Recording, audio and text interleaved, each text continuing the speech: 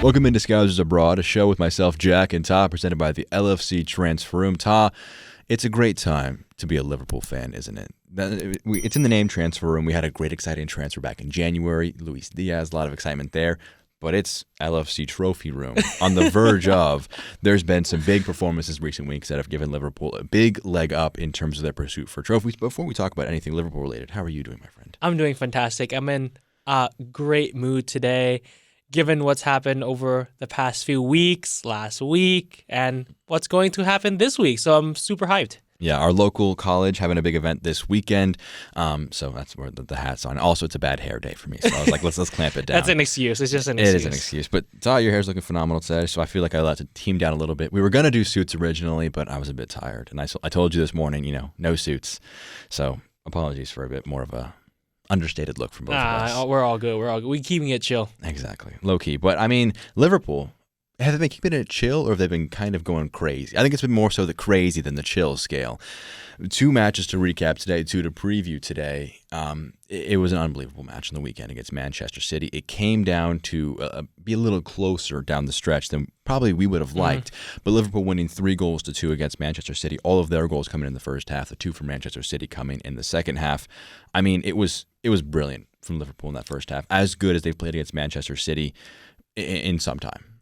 Exceptional performance. I think that first half, Jack, was probably the best half Liverpool have played this season that I can recall. Outclassed City, the NFT midfield. We were debating whether Klopp would go with Naby, Fab, and Thiago.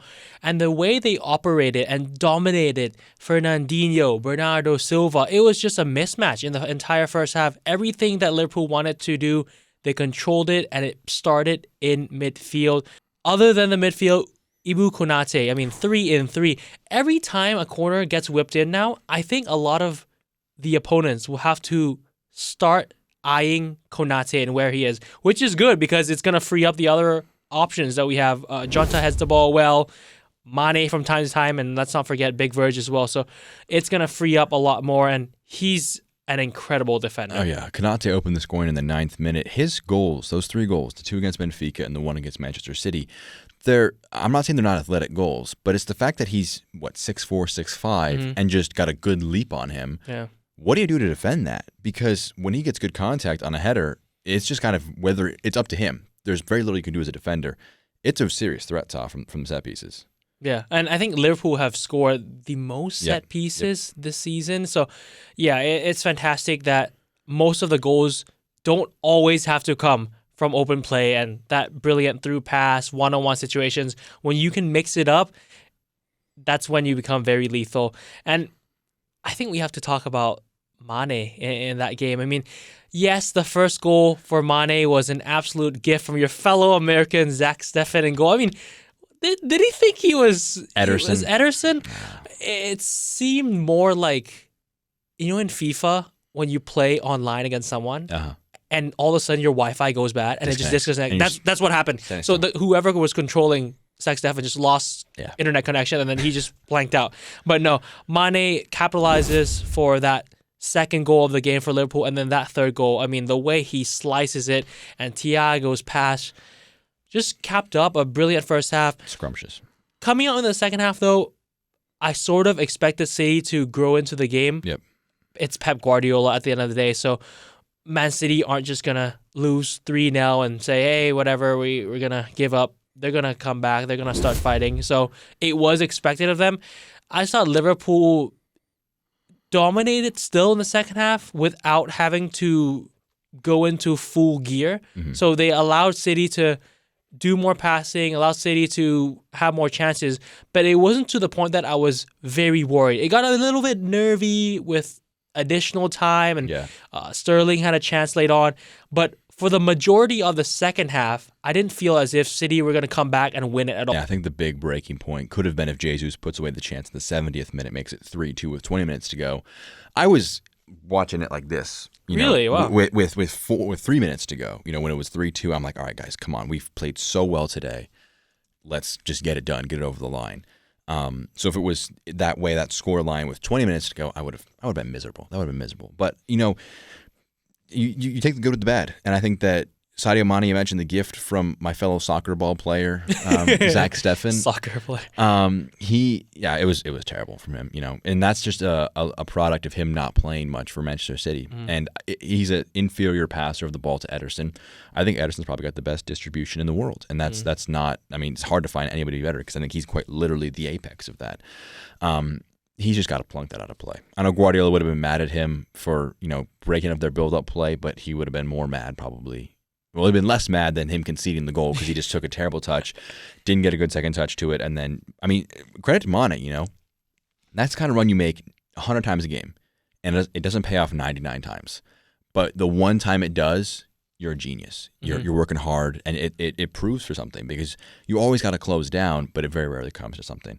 And so those first two goals were pretty scrappy. The corner, the mistake by the keeper, but that last goal, it was incredibly well worked, and just the lift on Thiago's pass and Mane with great contact on it. How good a goal is that? Where do you? I mean, there's some good goals in the match that we're about to preview in a moment, but where does that goal rate for you this season? It's probably top 10. Doesn't make top 5 because I feel like there's been even more brilliant goals scored, and there's a lot to pick from, but.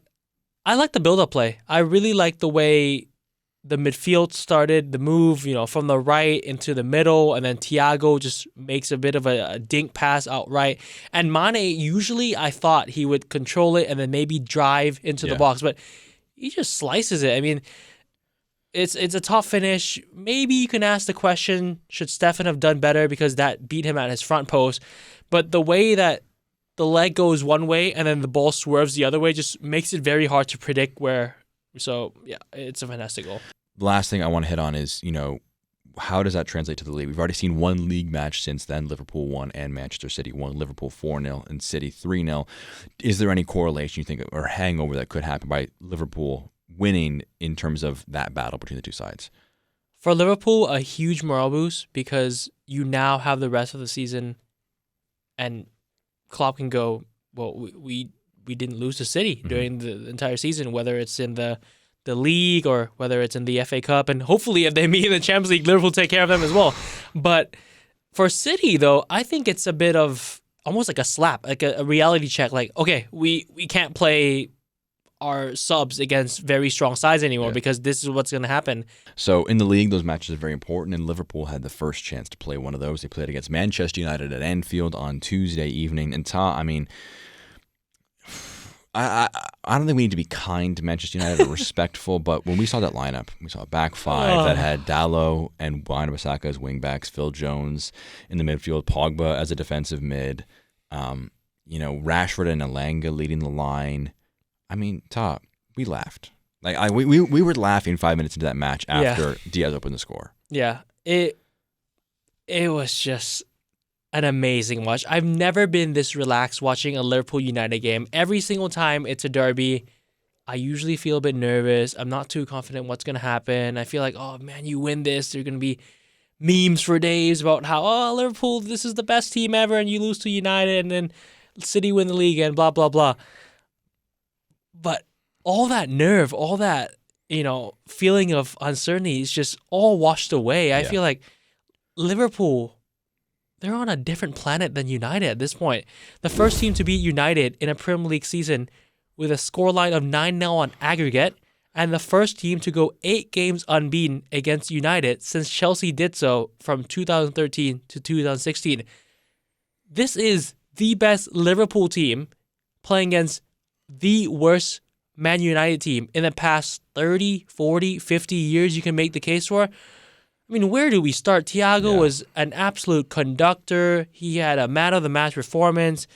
I think his passing accuracy in the game was 98 in the first half, 98%. Yeah. I don't know how it ended, but and then 96% in the second half. So that averages out to, 97%. And he completed 105 passes, one less pass than Van Dijk, who had the most in the game. But Van Dijk played the full 90. Yes. Long ball accuracy of 100%.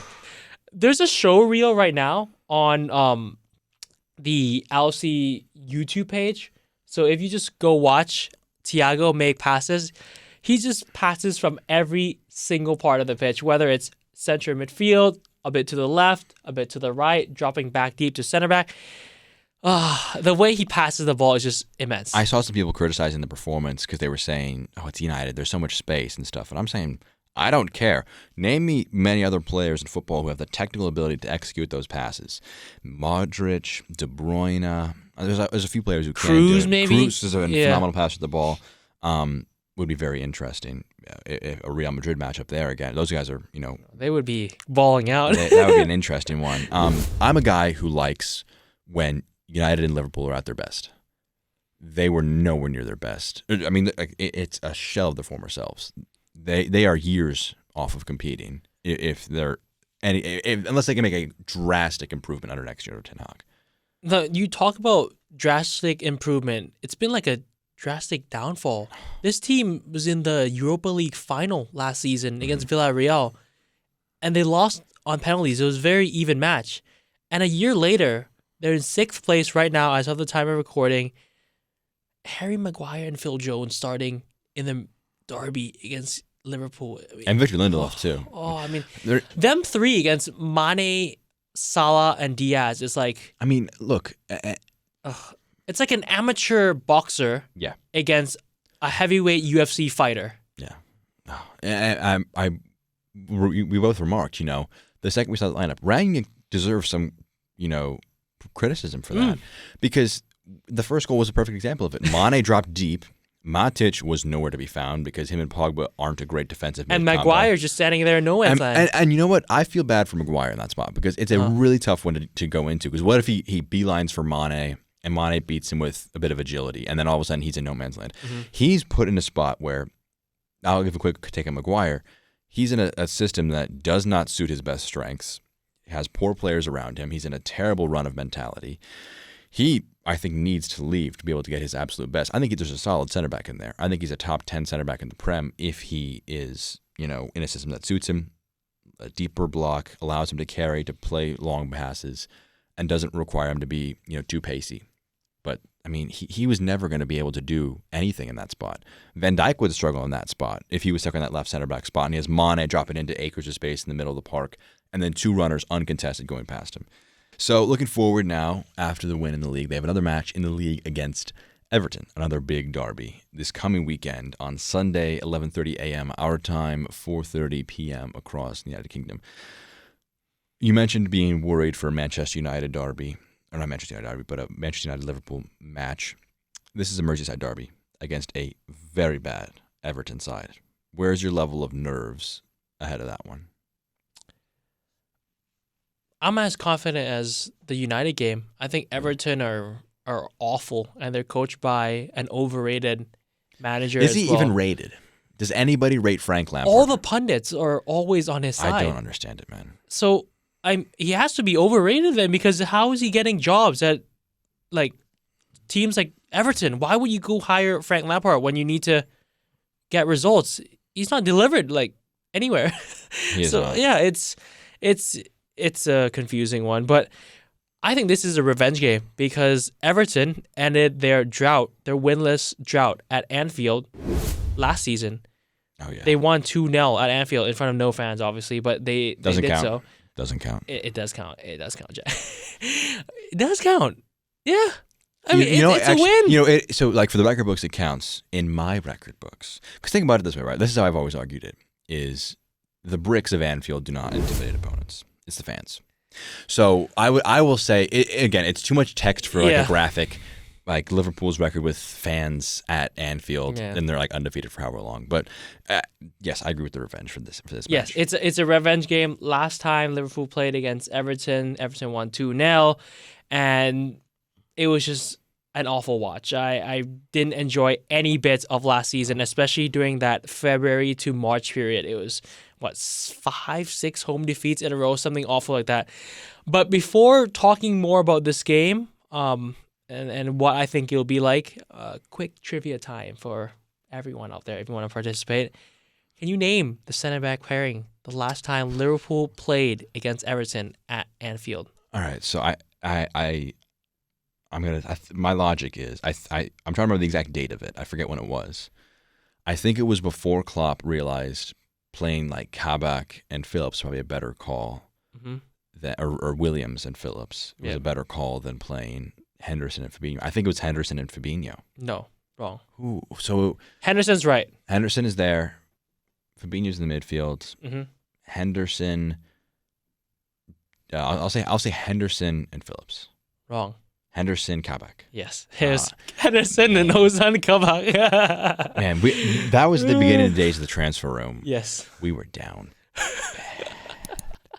I mean, our first 2 transfers in the transfer room was Ozan Kabak and Ben Davies. Ooh, talk about trying to hype up those players, mate. Oh my goodness. It was quite literally a case of Liverpool's brand carrying so hard, and it showed the system that Kabak looked passable, you know. And we haven't seen Davies do anything really, so unfortunate there. But I mean, he's been poor for Norwich. He has been injured as well. But I mean, that's just a case of also Norwich being terrible and Liverpool being great. But that was you're taking me back to dark memories, Todd. We're in dreamland right now, and you're saying, Jack, remember when it sucked? Remember when it was terrible? And I'm like, what are you doing right now, Todd? I'm just trying to paint a picture of how things have changed. Yeah. A year is a very long time in the world of football. I think about guys like Mane, especially, where he was a year ago. People were saying, sell him, get him out. And now they're saying... Ballon d'Or contender. Yeah. It's proof that trust pays off and that players can improve. You know, the class is permanent, form is temporary. Yeah. And I think Sunday's match will be an absolute thrashing. I feel like Liverpool will just go out there. Whoever's playing, doesn't matter if it's the main starting 11 or if Klopp decides to spray a bit of the subs in there. I think Liverpool will just run away with it. They're riding the high right now. They just took care of business in the Champions League.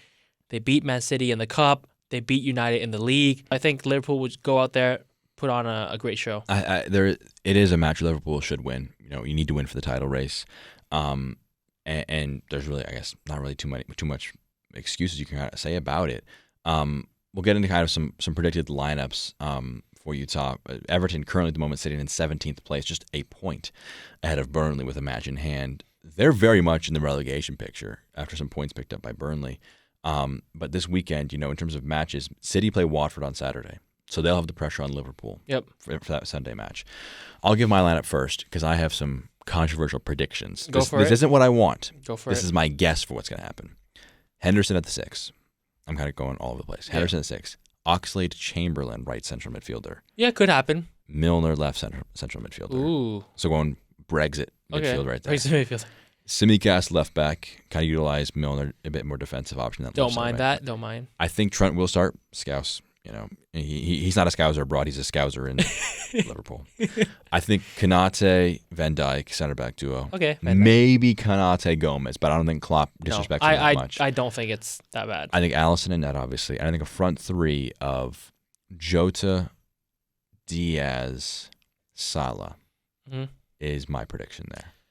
I agree with you in every single position of the pitch, except for maybe one. I'd say if you play Milner or Ox, you play just one of them. Just one of them. Yeah, you don't play both of them at the same time. So I'd say you either sub in a Fabinho and you push Hendo a bit more up the field. Curtis Jones maybe instead. Or you put a Curtis Jones instead of Harvey Elliott wasn't a Milner as well.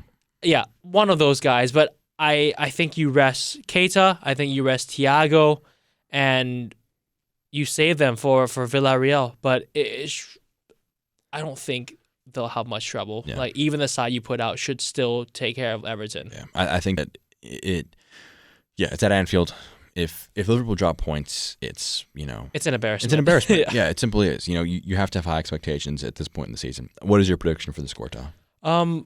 Last time I went with a 3-0 win. You were close. I was close because the match ended 4-0. And you also, we were thinking for a moment that you had the score prediction, the scorers spot on, but you were slightly off. I was slightly off. Yeah, Salah, goal, Jota, Firmino, I think is your scores. If we play a team that's similar to how we lined up against United, then it'll be 4 or 5-0. Yeah, okay. So 4-0. Why not? So who are the scores for that one for you? Mane continues. Let's say I get one from Hendo. Captain's goal, he scored in the first game as well. Salah and whoever the other front players. Diaz, Jota, one of them. Yeah. Interesting. At this point, I'm just giving up predicting who scores. I don't really care. Honestly, just get there in the end. Just get it across. Just get it across the line. I'm gonna go similar scoreline. I'm actually gonna cut yours in half. I'm gonna go with what you originally had it 2-0. I think Liverpool will get a goal early.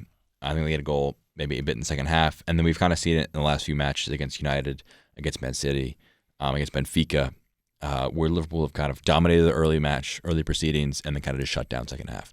I think we'll score 2 goals, first 40, 50 minutes of the match, and then just kind of go into cruise control and just get ready for that match against Villarreal. So we both have wins, no goals scored for Everton. So the match that they would get geared up for, the reason why I had a heavily rotated side would be to offer maybe the NFT midfield against Villarreal. So that match is going to be on Wednesday of next week at 8 p.m. UK time, 3 p.m. here in the United States. Perfect. And it's an interesting one. Gerard Moreno, big player for Villarreal, had a hamstring injury in their maybe not their last match, but very recently. He's now a doubt to make the match against Liverpool, at least the first leg. It would be a big loss, obviously, but kind of when you're viewing, this match against Villarreal, it's hard to look so far out to then, but what kind of rotation do you see after your lineup on the weekend head into that match against Villarreal? Klopp will play his best 11 against Villarreal. Yeah. Doesn't matter if some players are picking up sort of a slight knock or, being a bit fatigued. He will have to play his best 11 because if you go out there and you take care of business in the first leg, it alleviates so much of that pressure. It makes it so much easier to approach the second leg away from home because the second leg's not at home anymore. So you don't have that, comfort of saying, whatever happens in the first leg, we can take care of it at Anfield. You would rather go out, play very well, dominate the game in the first leg at home to allow for there to maybe be some scary moments, some mistakes, because it's the Champions League semifinal. You're not going to control it. You're not going to win 5-6-0 on aggregate. I hope Liverpool go out there and beat them 3-0 at home and 3-0 away, but you're going to expect some things from Villarreal. Yeah, it's the Champions League. And Villarreal, I didn't even expect them to get this deep into the competition. Wow. They were in Group F with Man United. They actually finished second. They finished below Man United. Came out, had to play Juve, drew the first game at home. I was like, yeah, whatever. They're going to get thrashed at the Allianz or whatever Juve Stadium is. And all of a sudden, they play that Unai Emery special. They play a special dish He's where good at knockouts. You sit back, absorb the pressure, exactly what they did in the Europa League last year, and you hit on the break. And when you have the likes of Arnaud Danjuma, who I'm a player I'm very high on, running against the opponents, running in situations that you're not having a lot of defenders left because you're counter-attacking play against them, then there's going to be space. There's going to be opportunities. And Arnaud Danjuma is the main catalyst for Villarreal. Liverpool will have to be careful of him because when Liverpool are busy on their attack and that one ball gets sprayed all over and it's one-on-one or it's a two-on-one and maybe Van Dijk's left exposed alone or Matip or Konate, that's when Villarreal are very dangerous. Those quick transition plays from a defensive situation to an attacking situation. So Liverpool will have to be careful of that. Having said that, though, I think Liverpool have played teams like this very, very often this season where teams come to Anfield, park the bus, hope to counter.